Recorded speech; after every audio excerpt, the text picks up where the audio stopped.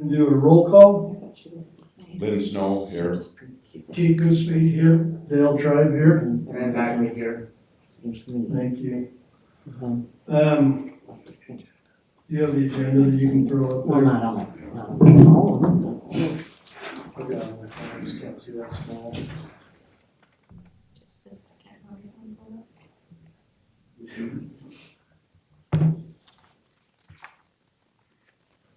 Did anybody see any changes in the minutes for last meeting that needed to be done? I didn't see any changes.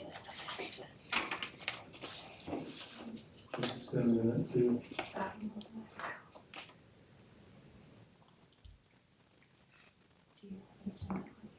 You have the agenda down.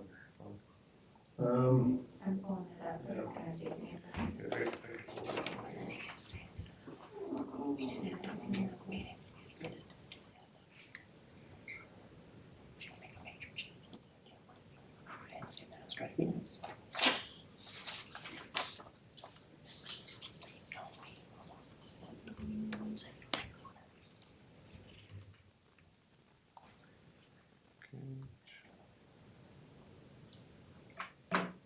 Did we have a Look at how they previous? break it up.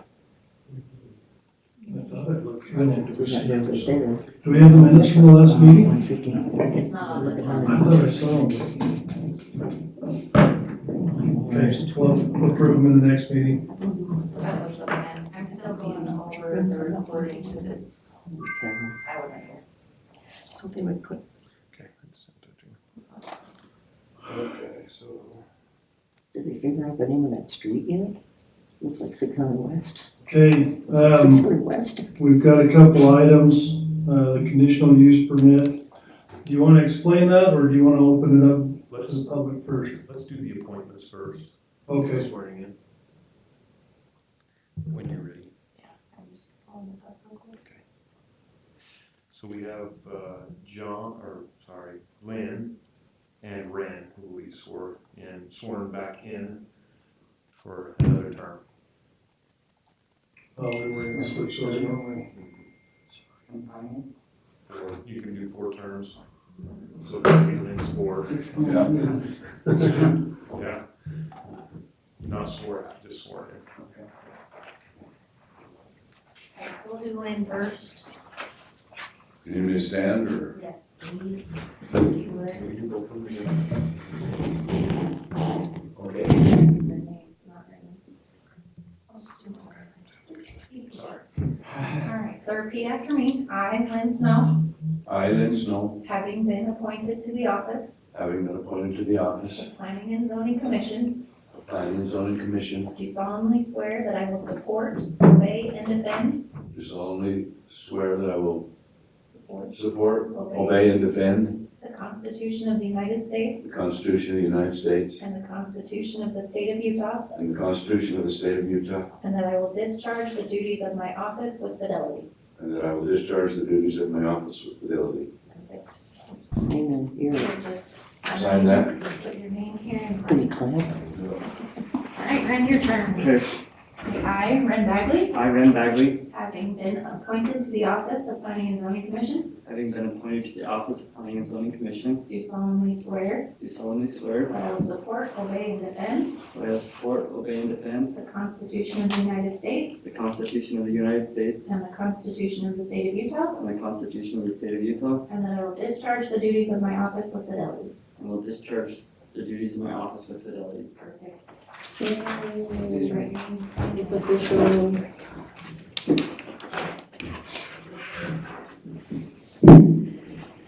So how long is the term? 3 years. So you want time now, and then we'll open it for public? Yes. Okay.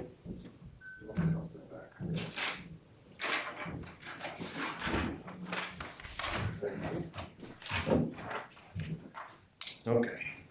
My turn? Yep, your turn.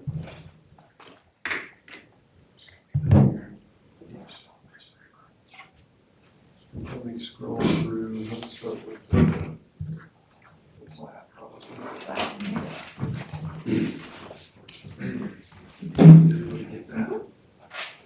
Did you sign it? supposed to sign it? Yeah. that you're here. Good evening, commission members. Drew? Yes. He doesn't have his hearing aids. Could you make sure you So loud. speak right into that thing? You got it.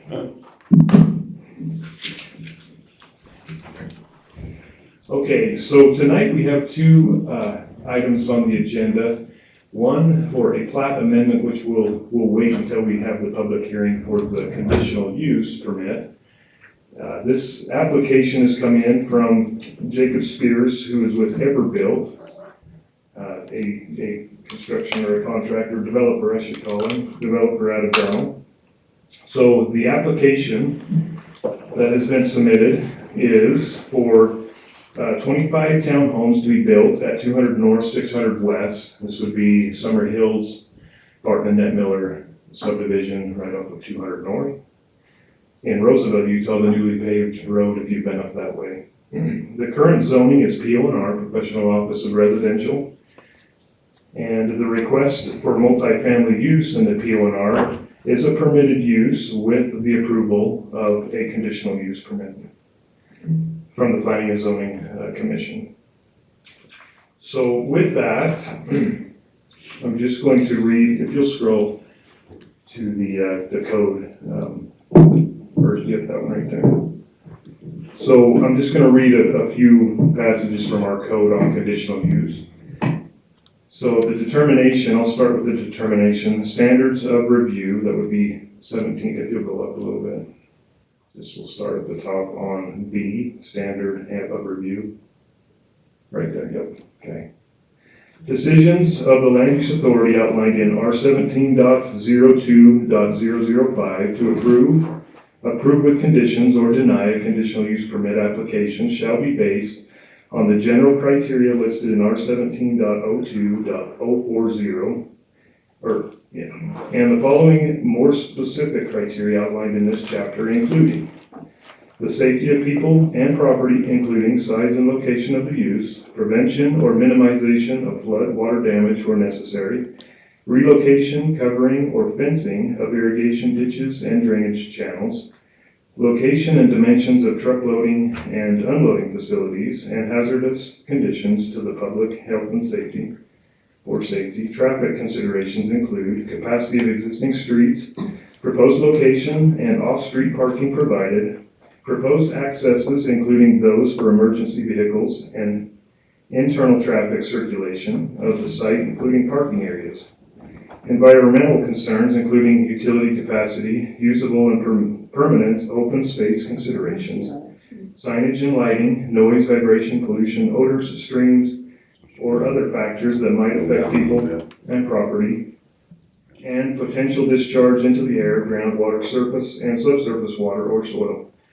Number 4, general plan and permitted zoning concerns, including fencing, screening, and landscaping to separate proposed use from adjoining uses, design architectural detail, building mass, bulk, orientation to conform to the surrounding area, and removal of structures, debris, or plant material incompatible with characteristics of the underlying zone. And if you'll jump to the next one, R17, yep, right there, additional use permits. So with this, it basically gives the application process. And down in number 3, I'd like to read that one.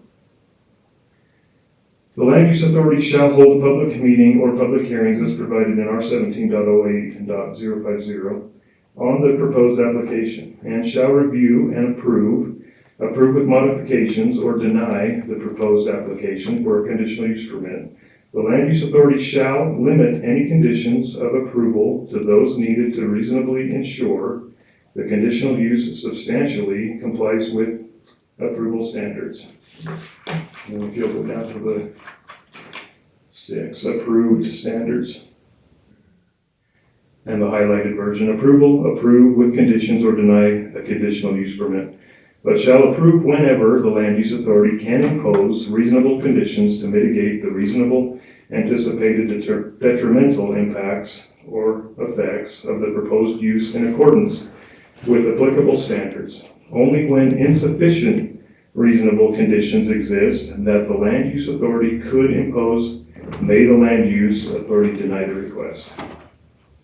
So that just kind of a brief synopsis of our code with the conditional use. So the planning commission can impose conditions on the requested land use. This use does meet the code as far as conditional use within the PO&R.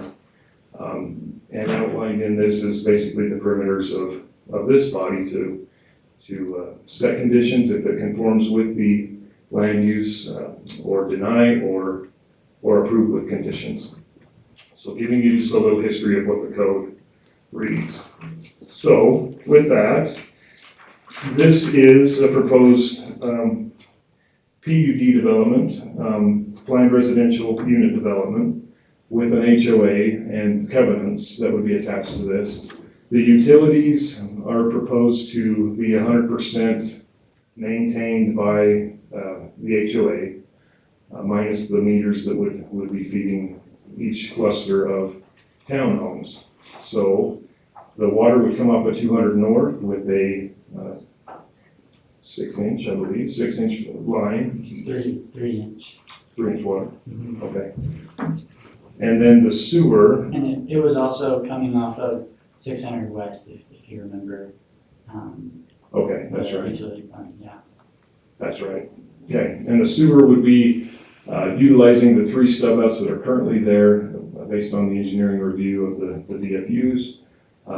And of course, that will be in the final stage when we see the engineered plans, and we will review that with our engineer as well for approval on that.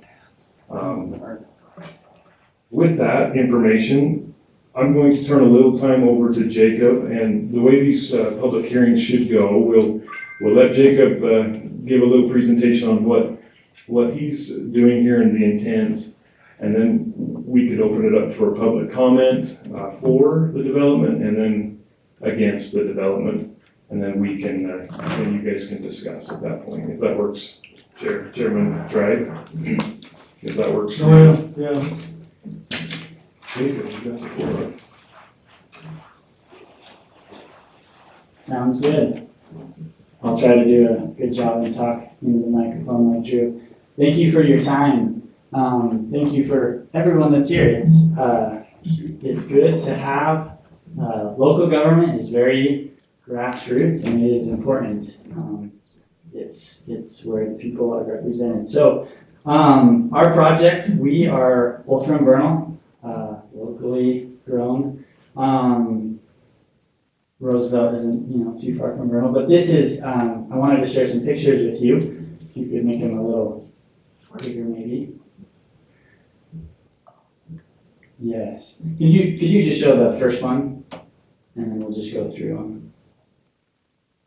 So this is a picture of exactly what we are proposing to build here in Roosevelt. This is a picture of one of our completed townhome buildings in Vernal. As you can tell, at the time the picture was taken, the grass looks great. Everything is quite clean and orderly, and it's a great development. The trash is in the front. You can see where those are located. You can just cycle through to the next picture. Any questions as far as visual, or I know that I don't think we're here to discuss the visual aspect a whole lot, but I just wanted to give you guys an idea of what we're planning. So, I guess you could squeeze 2 cars in front of a unit. Yes, so the plan is to have, per each unit, have 2 parking stalls.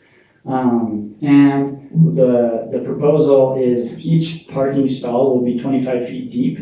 Most people in Vernal and Roosevelt at least have a pickup truck, so the stalls will be deep enough for a full size, like a long bed, a crew cab with a long bed. How deep is the garage? Garage? Oh, you want garage is 21 feet. 21 feet deep. So the garage is a little bit tight for a full-size pickup. The people that do park there usually they leave their pickups in front, Outside. but we have seen like SUVs and cars been parked inside. So, What's in back? Is there grass in back or yes, and I actually, not other parking, but? no, not any more parking. For us, if you were to go back to the plat, maybe, I don't have any pictures of this one in particular, but all of that in the back will be grassy area. So that last one had 4 units. These will be bigger buildings. They will be bigger buildings, yes, and that was just the way things lined up with the utility easements. The landscaping requirement, I actually don't remember what it was, other than I know we met it by a landslide because of how much green space there will be. If you also just scroll to the right on the plat ever so slightly, it shows kind of the breakout. And if you zoom in into that little breakdown, the row house parcel right there on the plat.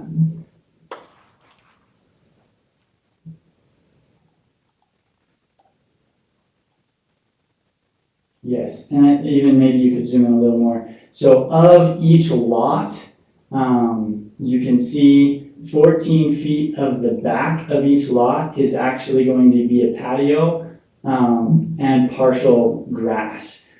Each unit owner can decide what they actually do with that section. The rest of it will be community space maintained by the HOA, and it will be grass. Grass is the current plan. So these will be sold to individual owners. Yes, and that leads me right into the next picture.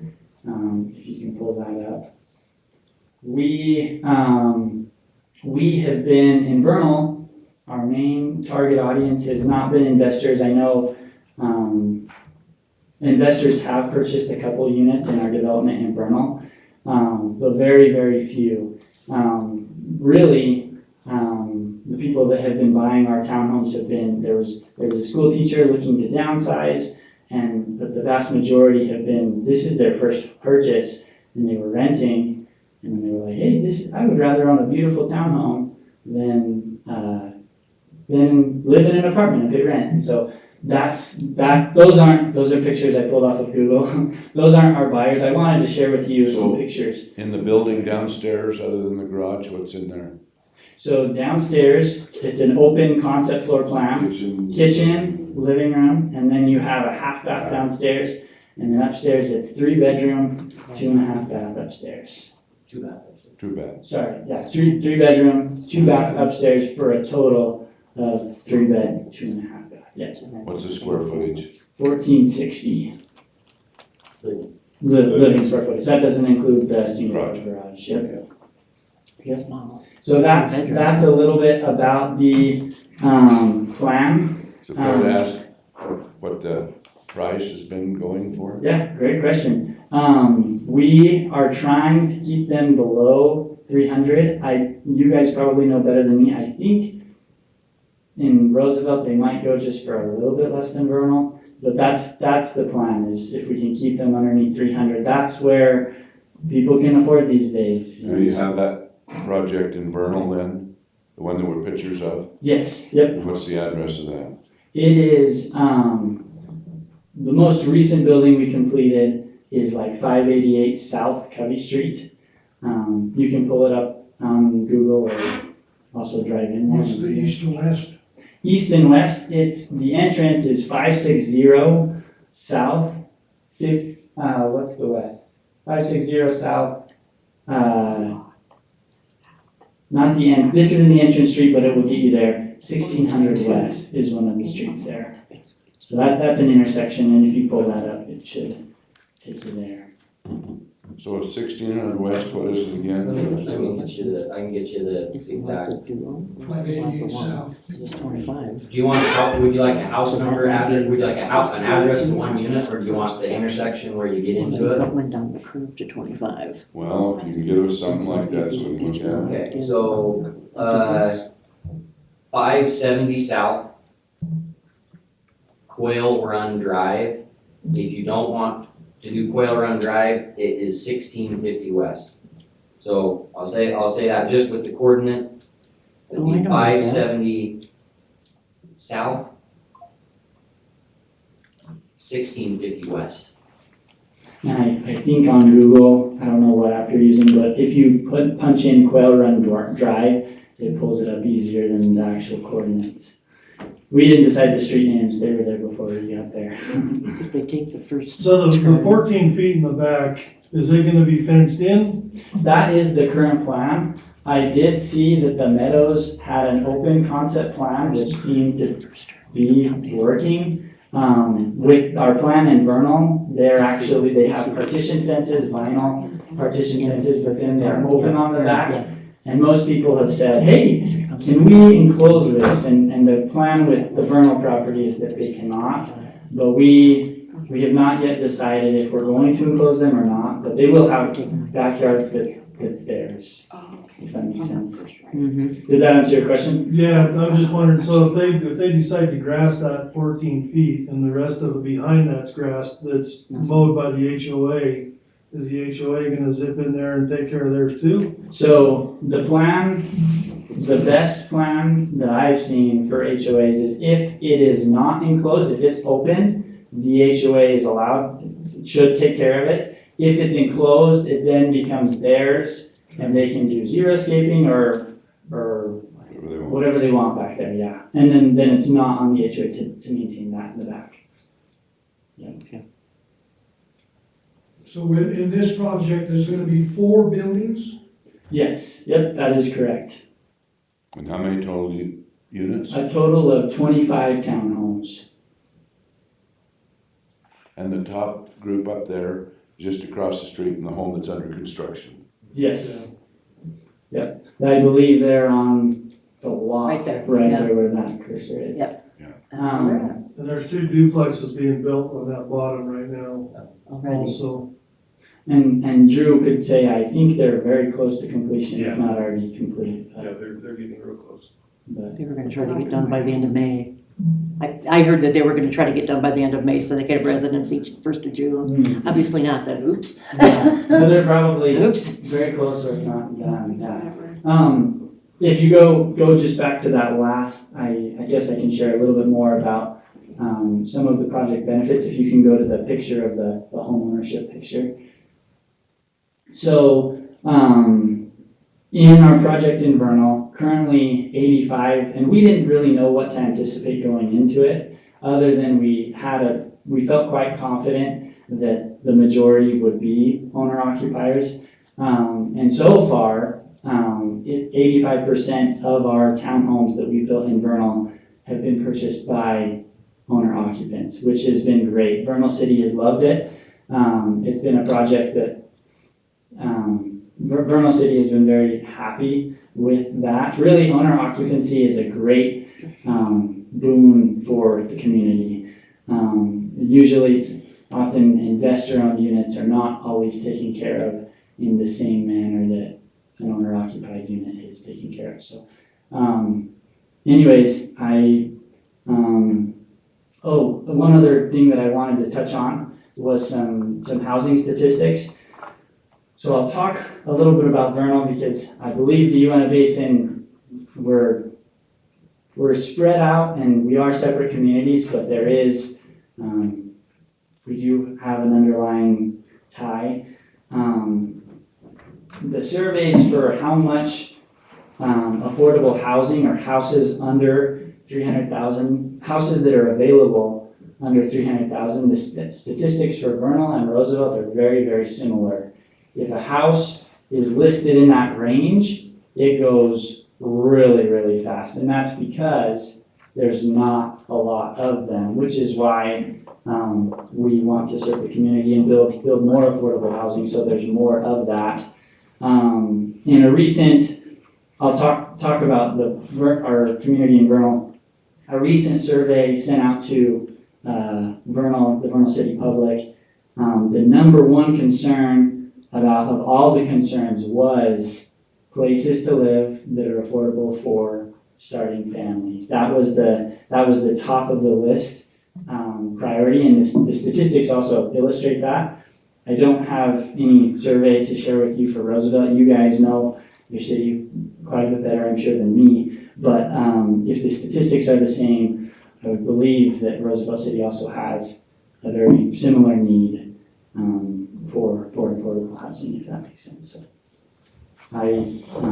we welcome questions or comments, and Could you put up the picture of the townhomes again? yes, And these are going to look essentially just like that? the colors might be a little different, but the plan is to do Well, just that. they're only 22 feet wide, so the garage doors are what, 12 feet on that? There, since it's single car, how, you, If you have specific questions about the building dimensions, I'd be happy to, we can talk more about no, sure? 20 feet wide, aren't they? Yes. that. Yes, so, and I'm Quentin Daniel, I take care of all of the construction of these on-site construction. The lot widths are 20 feet, and those garage doors have a 8-foot block out in the concrete, and then they're 3 inches narrower because of the 2x6s that go on the sides for the garage wraps. So the opening of that door is 7 foot, 9 inches. The garage door opening? Yes, sir. And so most people that live in our community, in the community that we built over there, they're mainly parking in front of the units, and then several of them park. Using the garage for storage. Yeah, and I think you guys noticed that too. All these houses that are being built with 2-car garage with a 16-foot wide garage door, you look in there, they've got like one side by side and a whole bunch of totes stacked in there. But there are people that are parking in these garages, and they fit well for a crossover type style or a sedan. They work great. Obviously, if you've got a crew cab long bed, you're going to need to you're going to park outside. But at the end of the day, we need to find a way that we can build homes that people my age can afford. And the fact of the matter is, people my age are not going to be able to buy a $400,000 home. And that's what a single family home, that's what they're going for, or close to. So we're keeping them small enough that we can build them affordably, but we're also making sure that they have enough space that people can get their family started in there. So that's why you have the 3 bedrooms, the 2.5 baths. We've tried to maximize the amount of storage that is in these so that they can, live and not just have 3 bedrooms and nothing else. Do you have a floor plan inside that you can show us? Probably that's not easy to show. Yeah. Unless I didn't bring it with me, or. You guys have a, I'd like to see the street plan again and see that, where they're gonna exit from the subdivision, what that's gonna do to the. So I guess to me, one of the things that I like about this is that they do have to park in the driveways. There's no space to park on the street. My only concern is, are some of them gonna tend to park on the other side of the street where those homes are over there? As far as parking goes. yeah, and as far as that goes, I think one thing we would all like is more parking. That's definitely, in general, it's frustrating when you don't find a parking stall. However, we are meeting and exceeding the parking requirements in Vernal City by somewhere in the realm of 25 to 33%. Because my understanding from what Jacob told me is it's 2.25. So if you take that, if you count the garage, we're 3. And so 3 is 33% more than 2.25. And so we're meeting or exceeding the requirements of. So on this street plan, I can see you go out up on 200, but otherwise you come out down here, and then you've got to go up and then out and over to Lagoon Street, huh? Mm-hmm. Yes. And I'm not as familiar with the traffic patterns, but my understanding is that this road was not here before, and most of the people, or there's not necessarily a great reason for why the people that would be buying our townhomes would be going up that direction versus exiting 200, From 200. Yes. north, yeah. I could share a Well, little that's more not- about that. If they're going to church, they would be exiting other streets, Yeah, they wouldn't they be would. going on to Okay. it. There's 1,000 And reasons all why it- they would. Jacob knows more about that stuff, but I'll pass my phone around to you guys with the floor plans on them, so you can kind of, if you're interested, you can see them. Would you like that? Yeah. So, there we go. Hey, there's my house. So I think the new road that they made is here, to 200, We're diagonally. I see mine. which would probably be the primary route. So the entire curb and gutter will be removed and a flattened curb See, mine is- put in along that.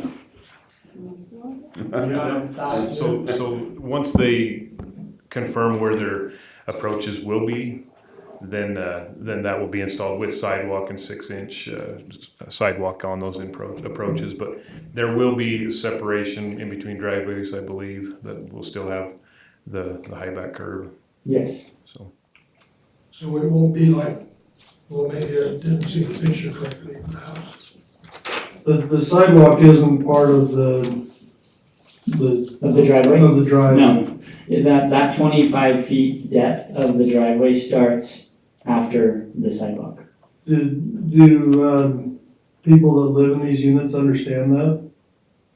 The ones that we're currently building, the ones we're currently building actually have a 20 feet driveway, so they're shorter. Ultimately, more depth will just be better. There doesn't seem to be a problem with the ones we're building, with people parking and the vehicle hanging off into the sidewalk, if that makes sense.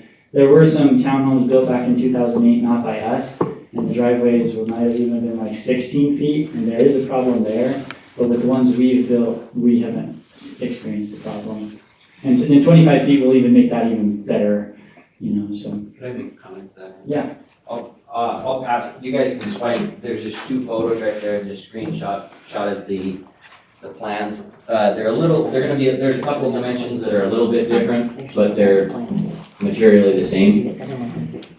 When you guys go, it sounds like some of you are interested in going to Vernal and seeing the development that we've done over there. When you drive over there, you're going to notice that there are the new townhomes that are this style that you've seen. There are also other townhomes that were built in 2007. There's a stark difference between them, so you'll recognize the older ones, they're a lot more chopped up. The newer ones are more square. The older buildings, when you go there, you'll notice everyone's bumper is hanging out onto the sidewalk because they didn't provide enough depth for their driveways.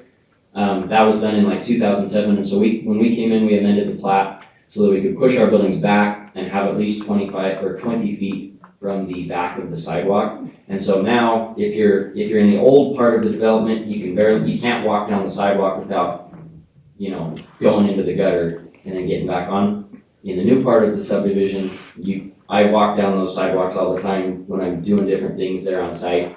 And every now and then you might have a drop hitch that's sticking out onto the sidewalk, but in general, you can walk down the sidewalk, a 4-foot sidewalk, and not be running into the bumper of cars.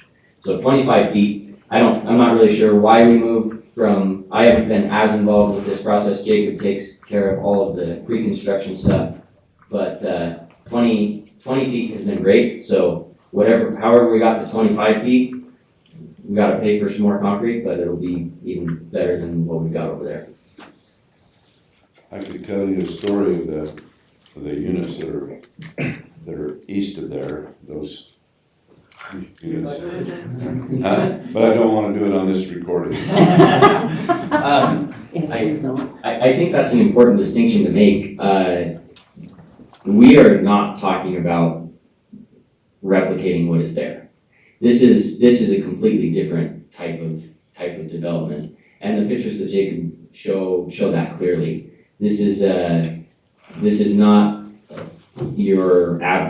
your slumlord landowner that's going to come in and not maintain things. No landscaping. No landscaping, no home ownership, very transient. So at the end of the day, we're basically providing a buffer zone.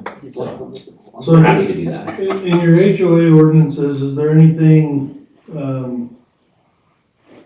different or, I mean, I guess to me, you're saying that this is you're trying to get affordable housing for younger generation or older, for whoever, just affordable housing. Is there anything in your HOA ordinances that say that there can't be any short-term rentals in here? Great question. In our CCNRs, it does not allow short-term rentals. That is the plan. I was actually curious to know, that was something I was going to work with Drew. I don't know of the short-term rentals in Roosevelt. Our plan was not to have that be a part of this community. So they won't be allowed. No, just long-term, meaning, and long-term is defined by 30 days or longer. Right. That's, I think, the standard definition. Whether or not it is in the CCNRs of the development, the city can have its own ordinances. No, an Is that not- HOA. Yeah, Okay. Is there gonna be a fence between these properties and the one to the east? that is the plan. We're currently planning to either do a white vinyl fence or a chain link fence in between there. Hopefully if you do chain link, you'll put The slats in, slats in it. yeah, privacy fence. I think that'll be, I think the people that will want to buy our townhomes won't want an unsightly scene. And if there's not a fence there, that's what they'll have, so. So there'll be no windows to the east? There will be those, they will be able to see that from, that's a good point. That's upstairs. Yes, they'll have a great picture of that, the master bedroom will, so. Okay, Unless the HOA claims it. I have some grandkids that live in these type of developments on the Wasatch Front. And if there's a family get-together, there's a parking lot almost a quarter mile away that we have to park at and walk. Yeah. You apparently don't have any place else, people just have to park out on Second North or on That- 150 or 75. Keith, you can park by my house, I'll let you do that. Okay? If you have to go there, I'm gonna let you park by my house. That is a great, excellent point. I think it's quite standard in townhome communities. Townhomes, part of the affordable equation is there isn't a ton of space. Everybody would like more space, but the reason why we're able to get them affordable and build them affordably is because there's not a ton of space. The nice thing is there's 3 parking lot stalls instead of 2 1/4, so that will help. If they use the garage, they will have, most people have 2 vehicles. They could park one in the car, one out front, and then also have a stall for a visitor. Apart from that, I don't have a good solution, just being honest, other than in general, townhome communities don't offer a lot of space for party parking, or if there was like a big festival going into a house. Does that answer your question? It's a valid concern. Yeah, that answers the question. Well, I knew the answer to the question. Yes. We all did. we have anything else for these guys? Well, go back to the picture of the house. Now, that doesn't look like to me there's any cutouts in the curb. That looks like it's just a flat curb the thing drive across. There's a little roll. But down here on 600, you will cut out Yeah. for each. For each entrance, and that I think is one of the nuances of this development was started and approved with high back curb, and we're coming in later and doing something different. I do think it would have been better if there was rollback curb put in there, but that is not the case, so we will have to cut the high back curb down everywhere there is an entrance. This entrance is rollback curb, but yes, does that answer your question? Well, that's a lot of cutouts. It is. So each unit would get a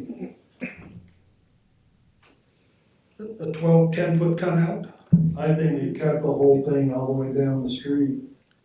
Not quite because of the space in between buildings, but essentially where the building is, pretty much the entire front of that building will be cut down. And then if you have the grass in between the buildings, that will go to high back curb. And then anywhere in front of the building will be cut down. It has to be, otherwise cars can't get over high back curb. So you got a couple feet in between the two driveways maybe. Yes. Yep. And we put xeriscape and some shrubs there. They don't look super great, but they look better if you drive in and see them. Are they native? If I might interject, this will be similar to the Fifth East down by Centennial School, the townhomes down there. That is about 25 units down there. So it kind of give you an idea of what that one looks like on Fifth East, if you're familiar with that location. So. Anything else for now? I think we're good. Mine's probably more for the city. My questions. Okay. Thank you. Utility wise, do we have the capacity? I know when we originally, sorry. My question is more for utility wise. I know when we originally platted those with Annette and Bart, there was concerns about the utility and how we were gonna get sewer out because it goes through the adjacent, correct me if I'm wrong, the adjacent So apartments there. the main line, I'm just gonna jump up here and show you. So the main line for all of this area flows here, here, and then out this utility easement to the east. So there's a main sewer line that runs here. The plan is, with their engineering, with the DFUs per building and per complex, they are going to try to utilize the 3 stub outs that were currently stubbed out for the 3 lots that Bart and Annette did during this last construction.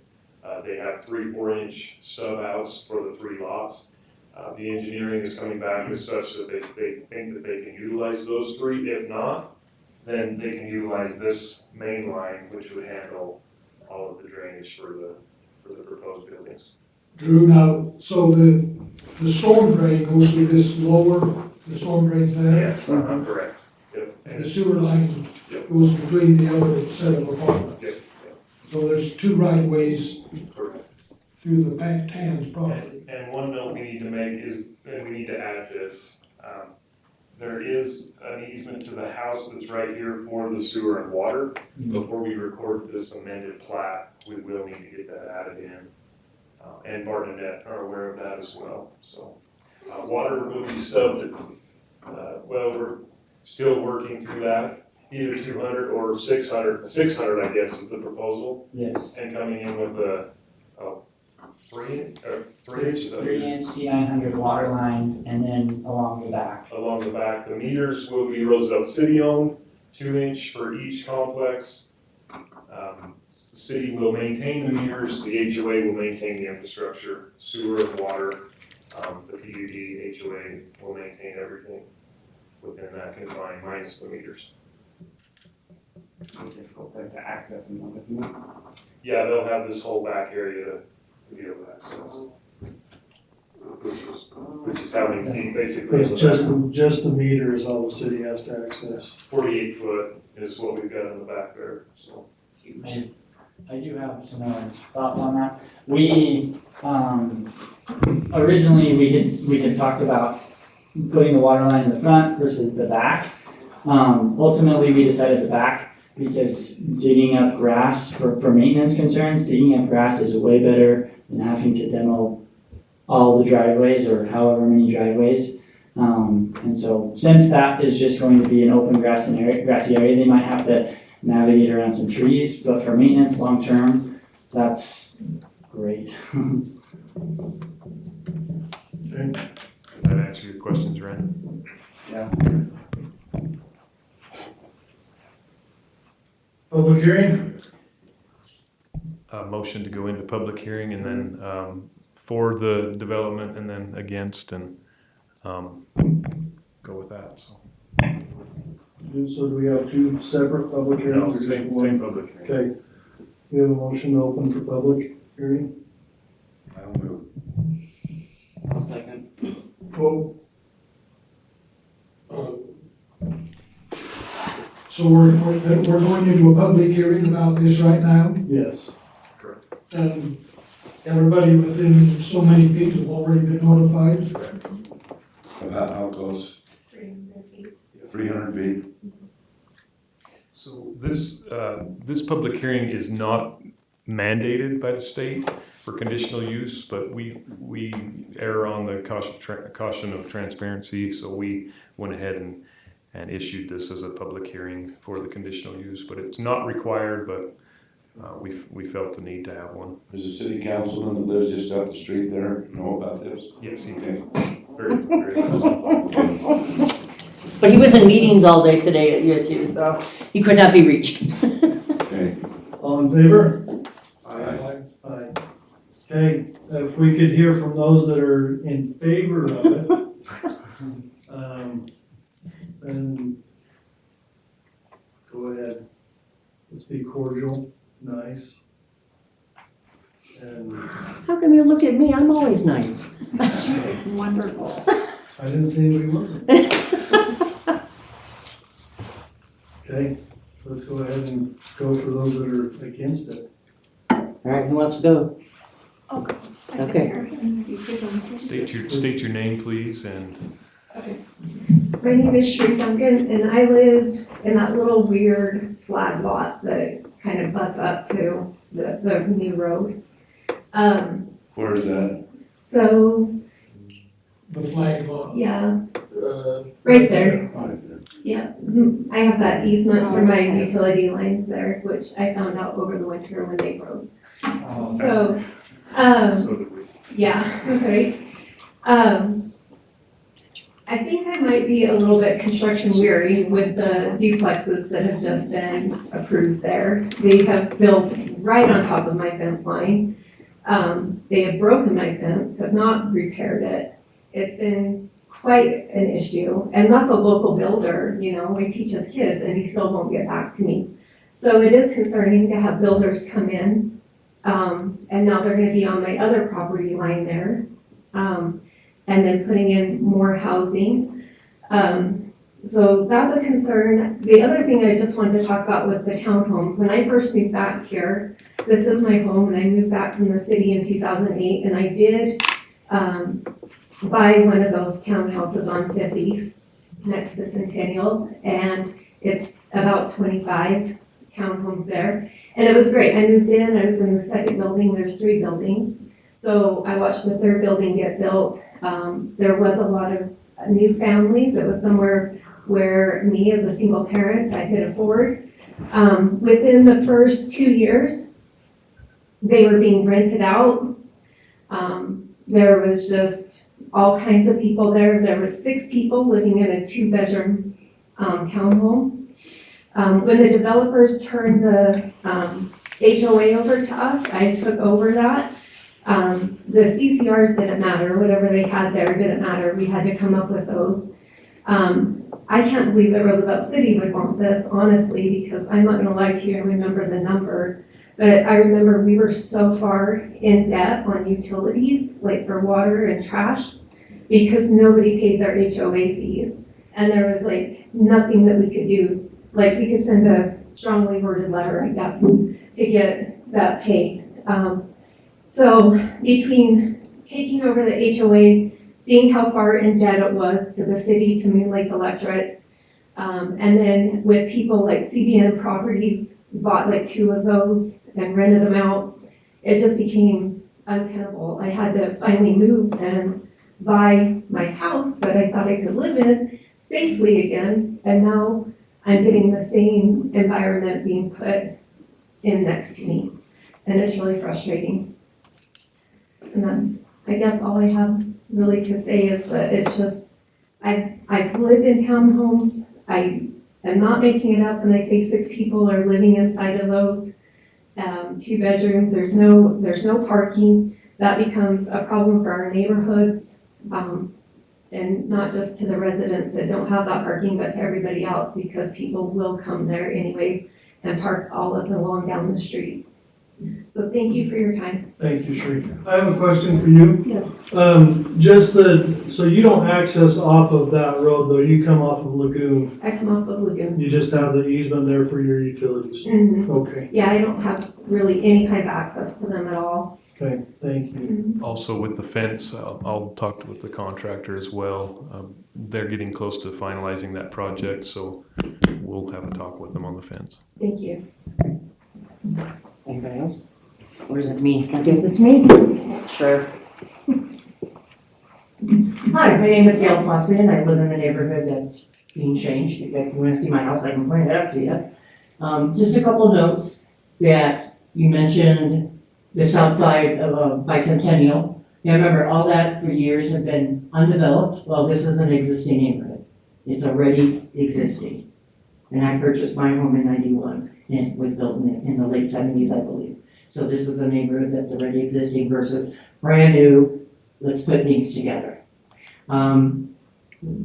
Several of the neighbors got together and put a petition together, and we're supposed to send it to you guys. Do you have it? Yes. Do they have access to it? So Or would you like me to read it? So it was submitted late, but I was going to hit the high topics after you guys get Okay. done. So I can read it if you'd like. What would you like us to do? I can go over that. It's up to you, Gail, however you want to do that. If you don't mind, I will read it to you. And I had to make, it wouldn't print, so I have to put it on my phone. It says, we understand the need for affordable housing in our growing community. We are deeply concerned with the potential negative impact the specific development would have on our neighborhood's quality of life, safety, and character. Our concerns include the following: increased traffic, noise pollution, congestion, and parking. The addition of a higher density housing will significantly increase vehicular traffic on streets that are not designed to handle such volume. This proposes serious safety risk, especially during the school hours and school year, when the children are walking to and from Kings Peak Elementary or going to the Roosevelt Junior High.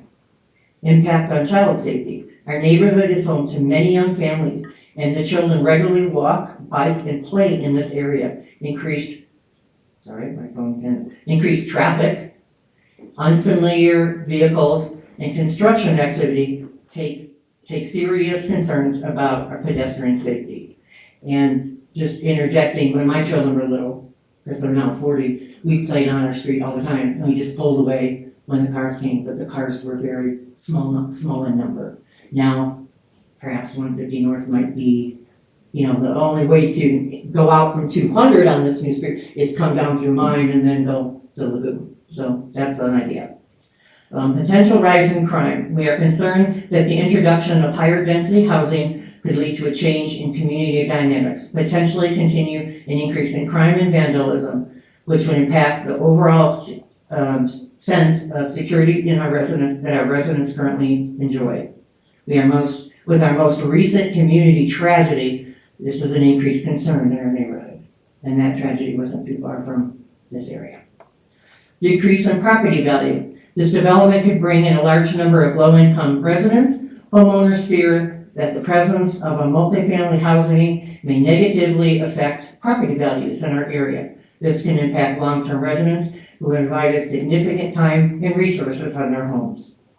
Preserving neighborhood character. Our neighborhood is a residential community with distinct character that we're proud of.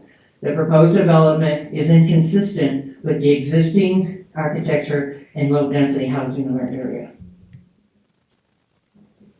And just my note is, a bunch of us have signed this. I like that I live in a house with some space. I grew up in the city of Chicago in an apartment building. And as a kid, you didn't know any better. But now that I have something with a lot of space for my children and my grandchildren, we would like to preserve that. And so putting housing right next to each other reminds me of being in a huge city, which I personally left to avoid. If this happened before, when Bart Rock came, I don't know how many years ago it's been that Bart brought this up to the city council, and we fought back and said, we would like it to be more single housing that fits our neighborhood. So, you have any questions for any of us that are opposed to this? I think with the children and the safety, If they're walking to school, you're planning on 3-bedroom homes, which means you're implying having children. That means more children, more little kids, more traffic. My neighbor Yvonne Thompson had noted that the traffic on our street alone, which is 150 North, even occurs at 1, 2, 3 in the morning. Because that new road had been built, which is great, because I had mine bogging down the mud in it, but I'm glad at least it's not, I don't have mud in my home, because my husband doesn't have to bog through all the water. But we just want to keep the way our neighborhood looks, the way it looks, and not what houses right next to each other. You have any questions? All right, thank you. Thank you, Gail.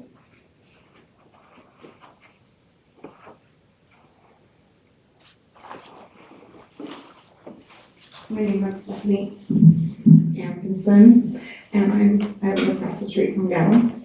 And I just have a question. So is there, if someone buys one of these units, lives there for a year, is there a rule that they can't rent it? That's a great question. Currently, we do not have anything for that. I've lived in an HOA with regular homes, and people bought them and they couldn't afford them, and they rented them out to people, and they weren't very nice people. And I realize he's a builder and he has the ideal family, but that's not always what he gets. And so, I just wanted to put that thought out there. Thank you. Thank you.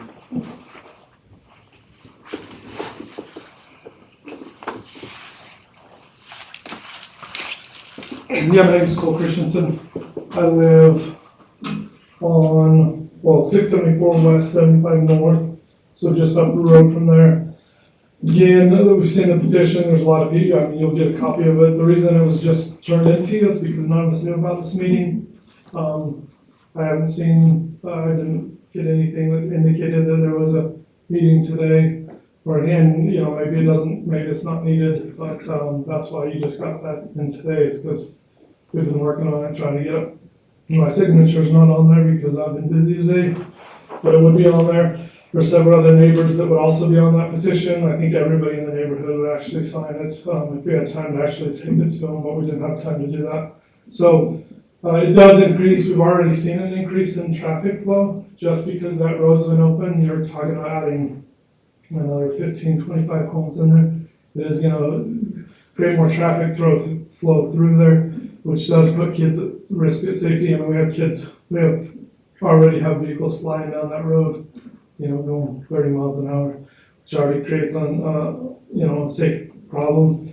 I've also had friends that lived in townhomes. There was nowhere to park. We had to park on the street. It got very congested. It created problems. It creates problems for kids to dart out in the middle of the road. Like, unless they're going to be parked right in the driveways, I think there's some concern that way. The other thing is, I know a lot of people that have bought some of the townhomes that are currently in town, and they do move, and then they rent them out. I know several that have had more than 6 people living in them. I appreciate the idea of building these and having maybe a single family home in there, but that's not how it works in Roosevelt. Those aren't the people that are renting, those homes. It's large number of people, oil field, workers.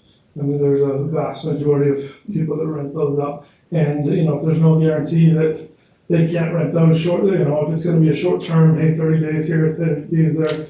There's a company in town that buys up these places like crazy, and then just start renting them out, Airbnb, that type of stuff. I think that's also concerning.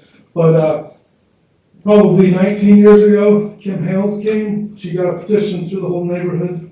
I don't know if you guys keep that on record, but the petition was already signed, asked that we didn't put any apartments in here because that's what they were planning on doing. Everybody signed it. It didn't get approved at that time.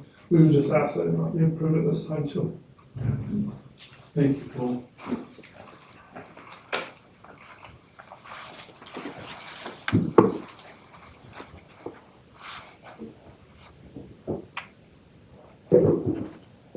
Is there anyone against that like to say anything?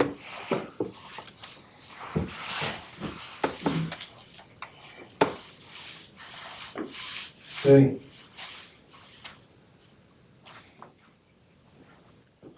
Is there anything else that needs to be said during the public meeting, the public open public meeting? So will you take roll comments still? Sorry. My name is Annette Miller. Need my address? No? Okay. We're the owners of the property currently, and Jacob is trying to purchase this and do this development. I am also on the Planning and Zoning Commission for Duchesne County. I've been to a bunch of meetings with the state. I'm a real estate agent. There is a huge need in our state for the missing middle, which is housing for, like Jacob said, young married couples, families. So think about, I understand that you guys would like to keep your neighborhood a neighborhood. We would love to do that too. We're over $1 million just to put that road in for you guys. So we have to get our money out Well, somehow. no one asked you to do that. Yeah, nobody wanted that. I mean, we're glad that you did, but no one asked you to. Our other option was to block it off. Yeah. Then you would have We 10 would've- times the traffic going past your house. Well, no, because I live in a Right. dead end. So, and- hang on. I didn't use that. Let's didn't use just it, so. voice Yeah. up here. So Sorry. basically, we feel our objective was to put some businesses in there, Talk to us. about it. right? The businesses backed out, so this is our next option to pay for what we have put in for the infrastructure and things. We feel like this is a good move for Roosevelt City. There is a need for this style of housing. There is a need. Where are your grandkids gonna live?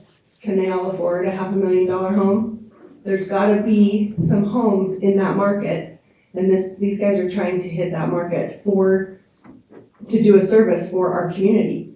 If you want your kids to come back and live close to you, there's got to be something available that they can afford. So, and I would also like to clarify that the 2 duplexes in the back were not built by us. That lot has nothing to do with this subdivision. It was never part of the subdivision. It was a separate lot and it was not us. Thanks. Do you guys have any other questions for us? No, thanks for that.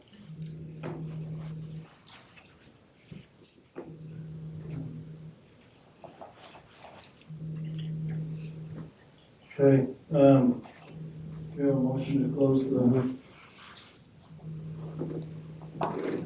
Public meeting, public meeting. I'll move, we close it. I'll second that. All in favor? Aye. Aye. Okay.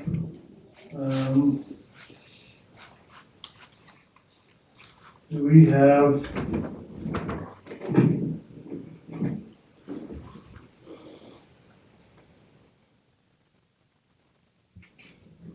We have a motion to approve this development? Or, sorry, conditional use permit, thank you.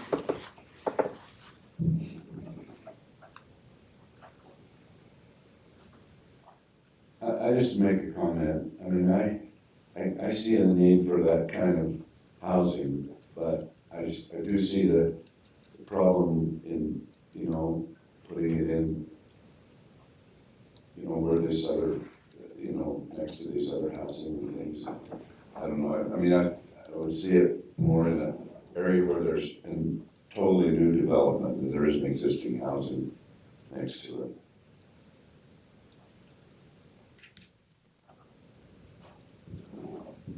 So our thing is that it fits in the PO&R with the conditional use permit. It does fit in there, there's nothing wrong with having it there.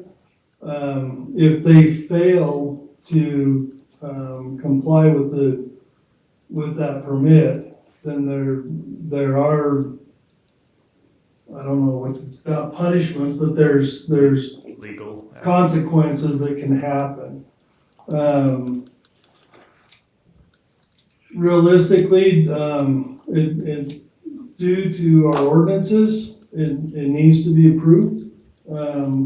There are contingencies that we can put on it. I do like the contingency that there is no short-term rental in there, that just can't happen. I like that the driveways, I mean, it stinks at the same time that the driveways are the width of the house, but it doesn't allow people to park on the street, and I don't like street parking personally, which doesn't have anything to do with it because it's whatever the city allows, but I like that they can't park on the street and that the driveways are deep enough that the vehicle doesn't encroach or shouldn't encroach into the sidewalk. I know that there's a lot of concerns. I appreciate everybody's input.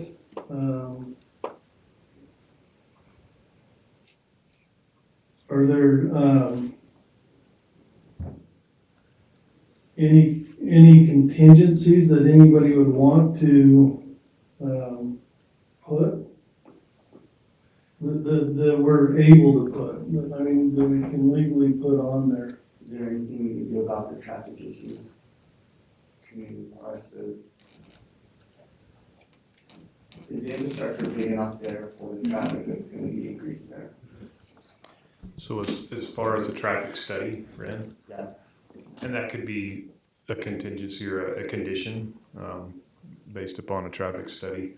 Speed limit will weigh in on that as well. There's been some concern on speed limit and speeding, so a traffic study could be a condition. I would imagine the speed limit's 25. Should be. I don't know if it's posted or not, but of course, it's probably not posted on most of our streets, but it's kind of, I think we, I have a unit similar to what these would be, in St. George. That is part of a big complex, but it was built clear out away from, there were no existing housing close to it when it was built. And now there's, I don't know how many townhomes there are there. surrounded by them. I went with the properties to the east, the new duplexes on the south. And I don't see enough difference, and hoping that the HOA can stay on top of things. And that's where this permit comes in play, is if they don't stay on top of it, then the city can get involved. Is that correct? Yeah, conditional use is based on the conditions set. If they are not compliant with those conditions, then there can be legal ramifications imposed by the city. I mean, so what recourse does anybody have? If they build something and 4 years down the road, all these things are in. It's not like a gravel pit that you abandon, or something that can be abandoned and stopped because it's already gonna be there. What recourse is there if they default on the conditional use permit? Like I said, it's legal. Fines can be imposed of that nature, and whatever the city council decides at that point to revoke the conditional use permit with fines attached. It can be brought to a county level as well for levy against and liens against the property. So there's those ramifications that can happen.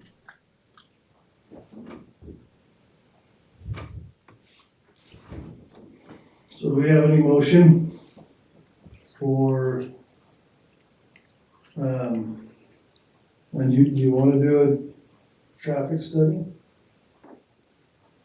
If that's a concern with the kids there, I think it could be a condition that we could put in there. So that and then based off of that traffic study, what happens to, I mean, can they put in speed bumps to slow down traffic? Can we impose speed bumps to slow down traffic? So that'll all be determined with that traffic study and the engineering again behind that. Okay. With those findings, that'll be determined by the engineering. And could be brought back to this body, I guess, with that study and recommendation.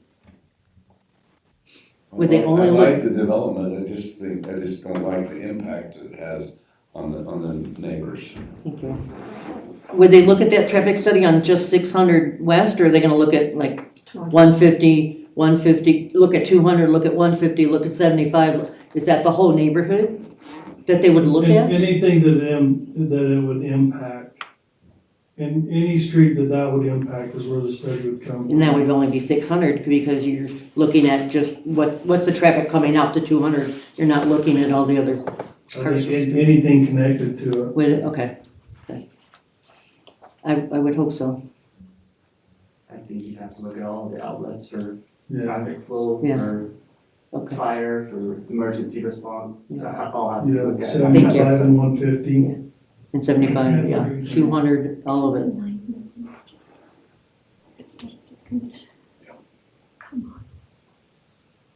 So can we get a motion to approve on condition that a traffic study is performed and is compliant with the requirements of this development?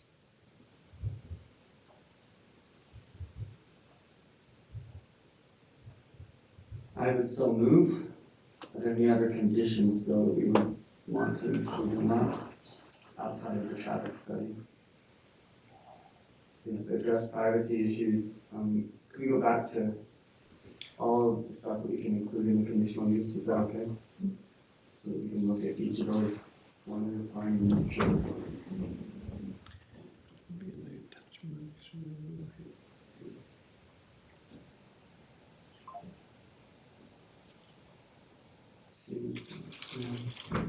So you're saying privacy issues as far as, Um,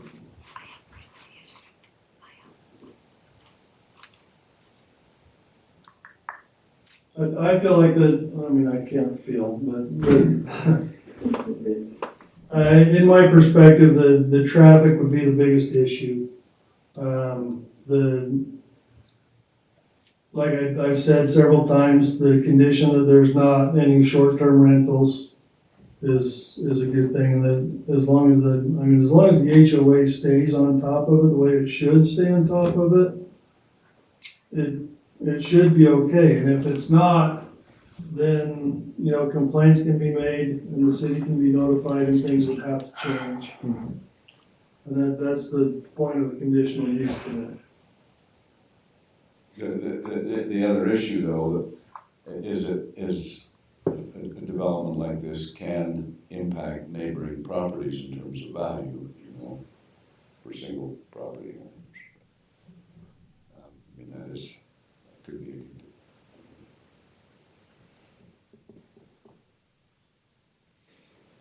is it for this body to determine the impact that it has on neighboring properties? What's that? Is it this body's Job? job to determine what impact it has on neighboring properties? No, it's our job to make sure it's within what our code is and what we have right here, and it is. I mean, the only thing that we can do is, if we wanted to change it for future use, but we're kind of strapped. Because it does fall in within everything we have up there. And all we can do is really put those conditions on there.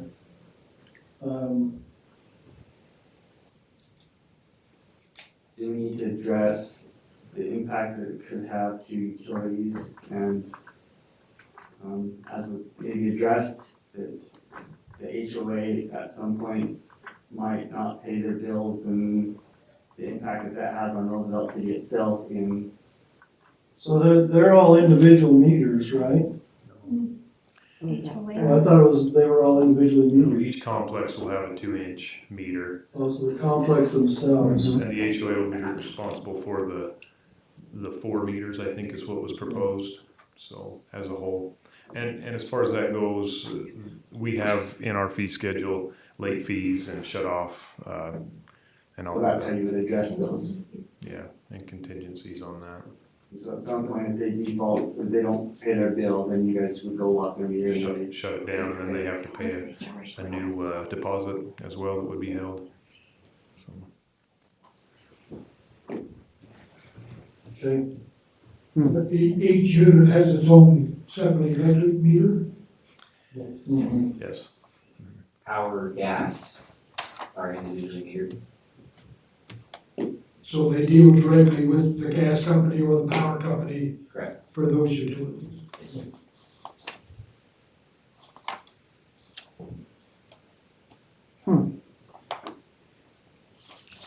One thing I'd suggest as well to the body is we've talked about parking and being a problem and congestion.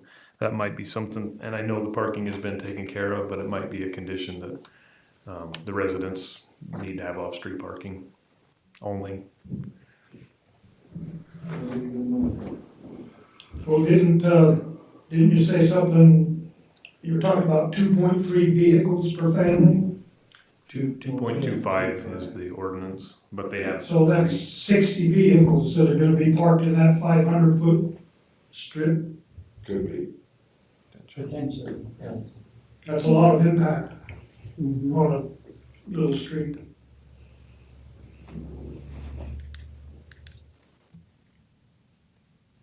So, You know, if it was, I guess if you had that on both sides, but I'm looking and saying, they haven't developed that other side into those houses, and who's gonna want to build there? I guess that must be my question, you know, and who would wanna live right there in that, You gonna build duplex? that's my, what's that? Duplexes won't fit, single family. Duplexes won't fit. Yeah, but I guess the question is how many single family owners would wanna be there? I mean, it seems like to me it would fit better if it was in a complex where the whole thing was townhouses, you know, and so forth, but I don't know.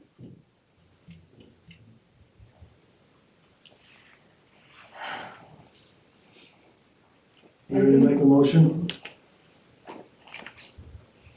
On the contingency that there's a traffic study performed, and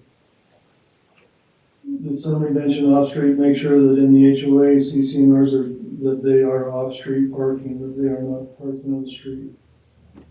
Or I would put in more sidewalk, And that's in the code, they can't park on the sidewalk. right now. I don't think I'm allowed to talk unless you. You're not. Okay. It's, sorry, it's been closed. But you brought up questions that we now have, and we want to further those questions by your discussion just now. And so, and you're fine, I understand that and I respect it. However, you brought up some points that have now caused us to have some questions. Let's, if we can get a motion, on contingent that there's a traffic study performed, and the parking is off street in the CCNRs.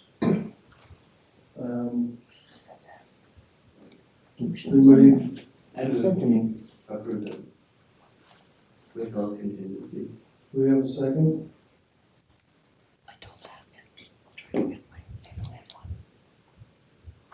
No second?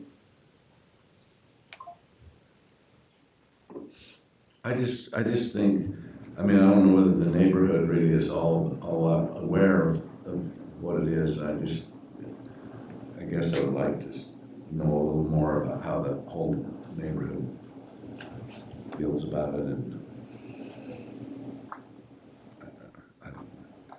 Just to mention, if you are going to deny it, you have to have a reason that goes with the conditional use permit.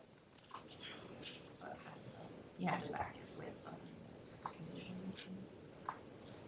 Otherwise, legally, you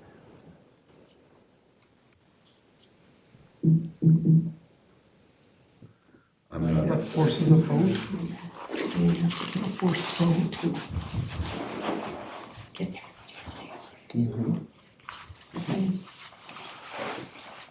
Is there another contingency that you wanna put in there?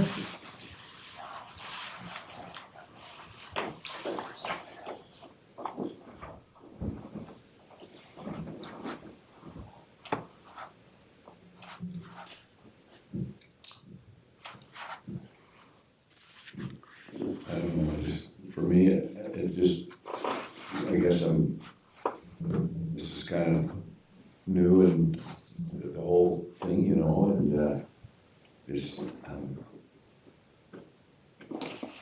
Can you go back to the, guess I'll the have another day. bullet points? Pull it up. Yeah, right there.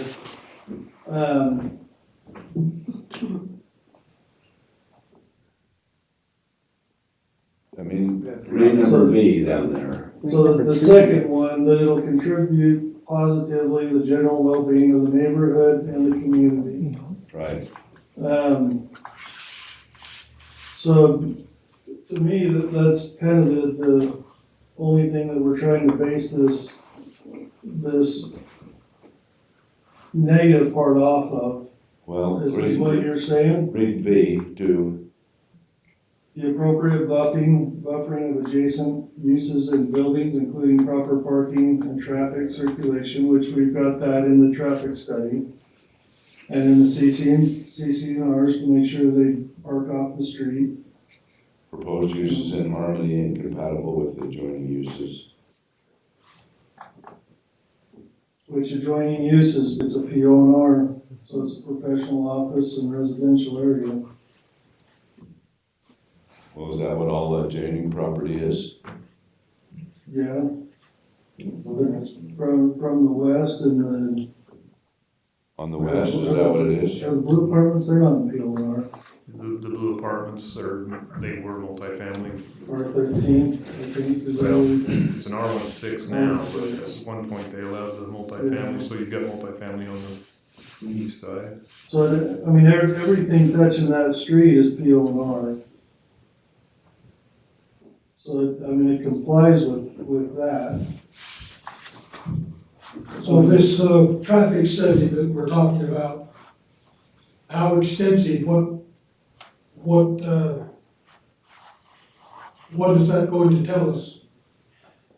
It'll tell you as far as the road width, the density of housing, the impact to the neighboring roads, the outlets. That traffic study will tell you all of that information. If the road's adequate to assume 25 homes worth of vehicles, and that report will include all of that. So it'll study Lagoon Street Correct. and Second North, and the effects that both of those thoroughfares Correct. would be affected. And I guess if the traffic study says that 60 cars is too many, then the permit is denied. It would determine whether the infrastructure is sufficient to handle the traffic, correct? Yeah. And if it's not sufficient, then the city has grounds to deny. Then the, Right? this conditional use permit. If that's one of the conditions that Yeah. you set. Mhm. I just think if we read number 2 again, read that. The proposed use at the proposed location is necessary or desirable to provide a service or facility that will contribute positively to the general well-being of the neighborhood and the community. So you kind of have both sides of that. Yeah, You've got, Yeah. because it provides affordable housing, Which is needed. but it also provides a lot more traffic. Yeah, provides a very negative impact upon portions of the community. Yeah. Well, maybe then.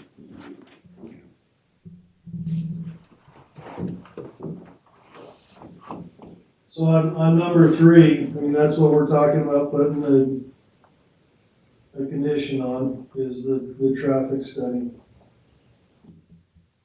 Utilities are adequate. School and access to school. They have to cross, they have to go to Kings Peak. So when they get to cross, the highway like everybody else, At the stoplight. the stoplight.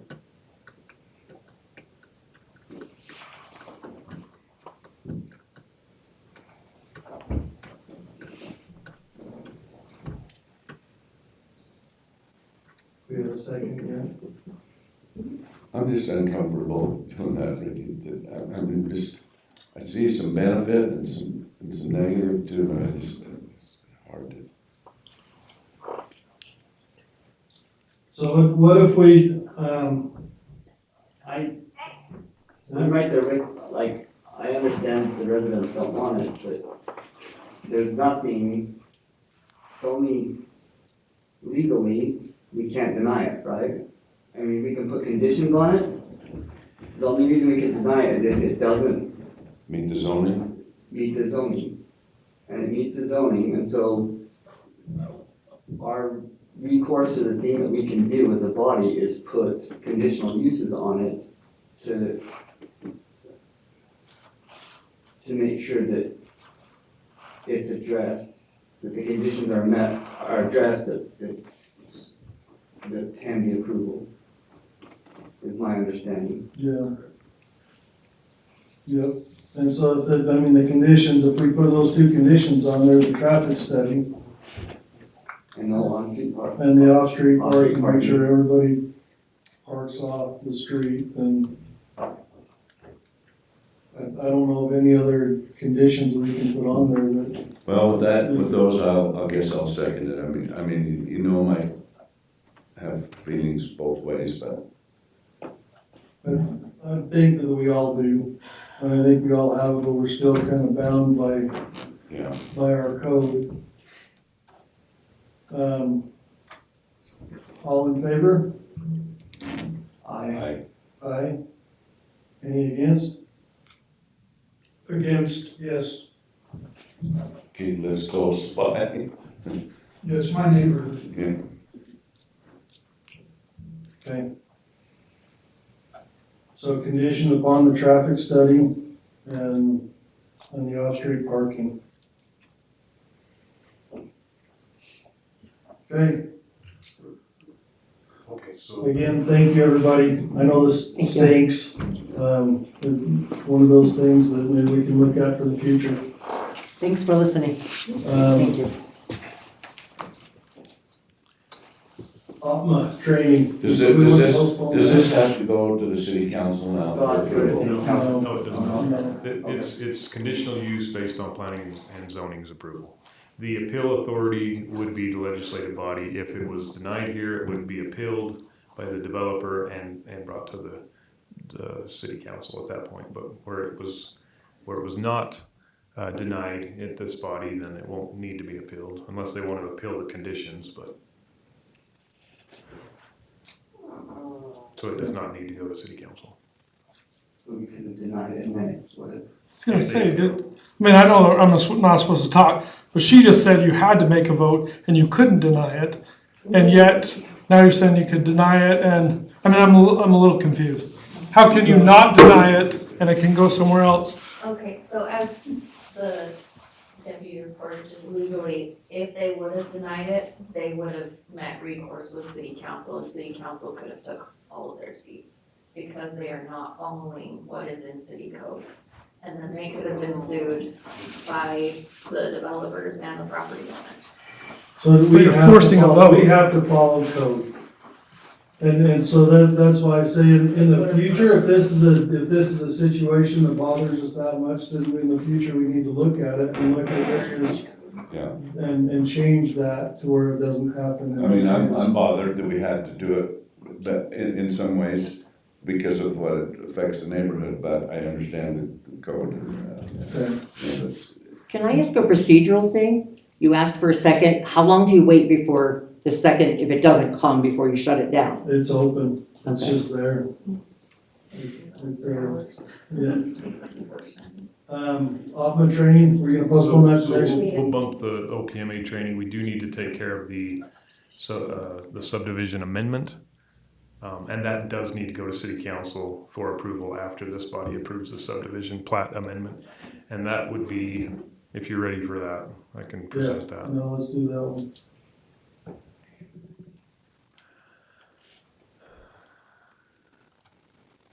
Okay, that would work. So the subdivision plat amendment the proposal would be to change the 3 lots in the PO&R zone to the 25 townhome lots within the PO&R, based on the plat that you've seen previously. Here it is. So each lot would be its own parcel, and kind of an imaginary lot line through the townhome is how that works. It's recorded with a separate parcel number.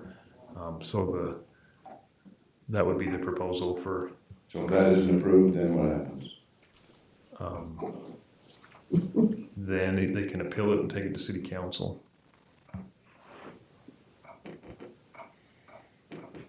But it's kind of the same thing. I mean, it's, I don't know that it's the same thing, but.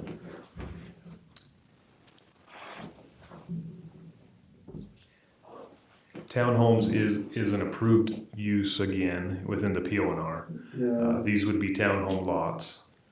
So if it's denied based on what, I guess would need to come from this body, the reasoning why. It can be appealed and brought to the legislative body. Either way, this does have to go to the legislative body for approval, for final approval. so I would base this one off the same condition of the traffic. The traffic study. We can do that, can't we? This one's not conditional use. This one's just a plat amendment, so it would not be based on conditions. So they have setbacks and stuff that they meet with the lot Correct. sizes, Mhm. and they meet the lot sizes for the PO&R. So, yeah, yep. Well, the conditional use would take care of the townhome, on that one, I guess, right? So can we table this till we resolve the conditional use permit? Because they're kind of hand in hand. They are. That's a good question. You can do whatever you'd like. Based on your findings on that conditional use, I think you could make a contingency that this would be approved based on the traffic study or not approved based on the traffic study. I think that would be legally okay without being a lawyer and attorney, but I think you could make that contingency. Can we postpone it until the traffic study is completed so that we can approve it appropriately then? Because if the traffic study comes back and it doesn't work, then we're gonna have to We're going to have it approved, yeah. readjust it. And that would be, like I mentioned, on contingency that the traffic study was approved. So we can do it on the contingency. So let me ask this question to you. If the traffic study is approved and okay, comes back to this body, I would assume you would then approve the plat amendment. Right. So based on the contingency of the traffic study being approved, you could approve the plat amendment based on the traffic study being approved. Essentially, it's the same thing, but it would not bring it back to the body for approval. We could still hold that on. Well, if your traffic study's not done by the 17th, it would not go to city council at that point, because based on their motion, if they approve it based on the traffic study, we wouldn't be able to take it to city council on the 17th if that's not complete. If that's what does that kind of answer? Yeah.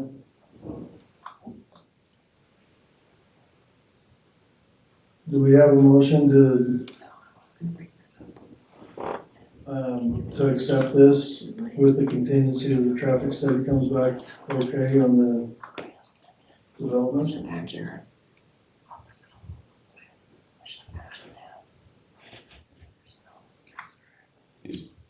I think we have to, right?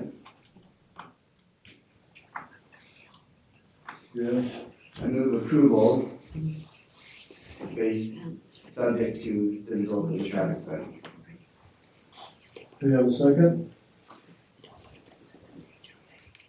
You second? Okay.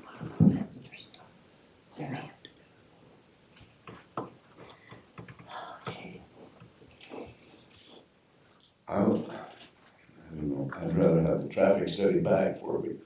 change Well, the it's bid. based on that. If Yeah. the traffic study comes back and it doesn't allow for it, then this isn't valid. All right, I'll second All in favor? Aye. Aye. Any against?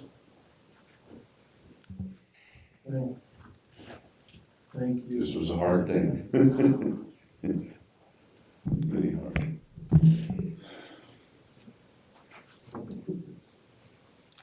Do you have any minutes?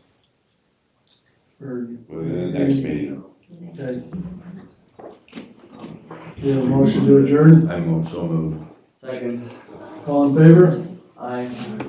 Aye. So who made the motion? Thank you Sorry. again. So, I second. so stop the video and I'll tell you about that. This is